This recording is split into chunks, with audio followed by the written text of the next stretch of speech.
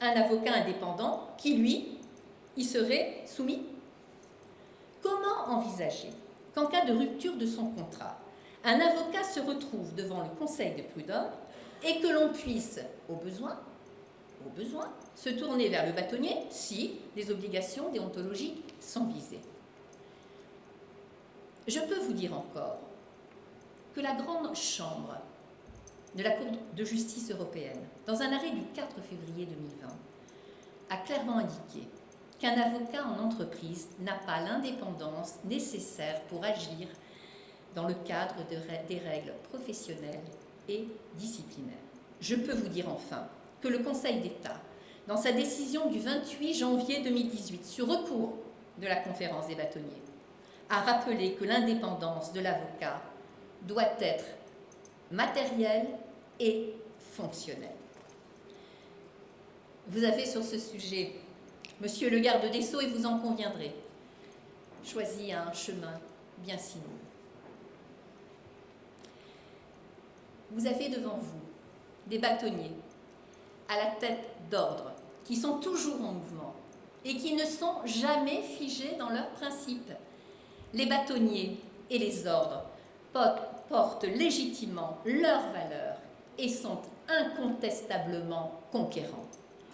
Ils continuent leur réflexion sur l'ordinalité, sur la qualité en vue des assises de l'ordinalité, organisées par la conférence des bâtonniers en coordination cette année avec le barreau de Paris, lors de la 2e édition de ces assises qui aura lieu le 20 octobre prochain.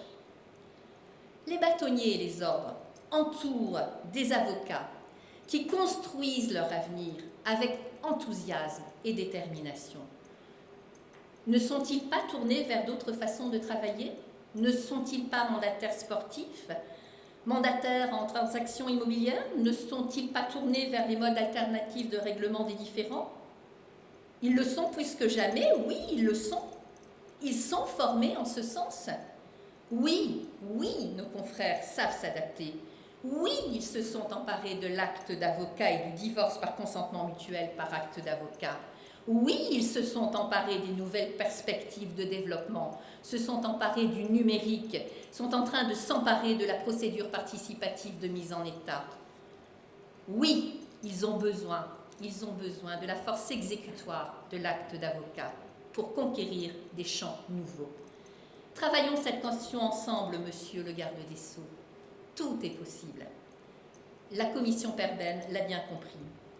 Elle recommande de conférer la force exécutoire aux actes contresignés par les avocats dans le cadre des modes amiables des règlements des différends lorsqu'ils constatent l'accord réalisé entre les parties. Il s'agit de la recommandation numéro 8. La conférence des bâtonniers, le Conseil national des barreaux et le barreau de Paris ont déjà beaucoup travaillé cette question, comme ils travaillent ensemble de très nombreux sujets. Ces 3 instances se complètent, tiennent chacune leur place. Elles sont parfois en désaccord, parfois en profond désaccord, mais elles ont un but commun, celui d'avoir une profession unie. C'est le souhait de nos confrères, et nous leur devons bien. Je vous remercie.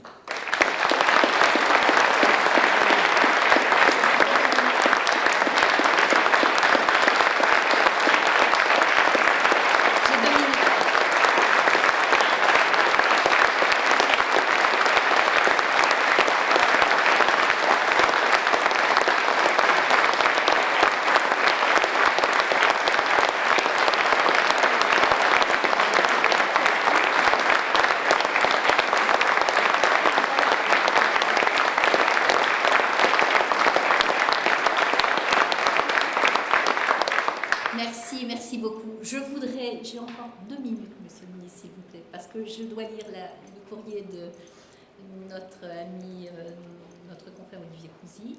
Je voudrais saluer monsieur le président du Conseil national des barreaux, Jérôme Gavaudan, parce que je vous ai parlé de l'unité. Et sachez qu'il est vraiment attaché à cette unité, qu'il a construit tous les jours, qu'on essaye de continuer vraiment, vraiment à la construire avec Olivier Cousy également. Donc je vous remercie d'applaudir Monsieur le Président du Conseil national des barreaux, parce que nous formons une bonne équipe.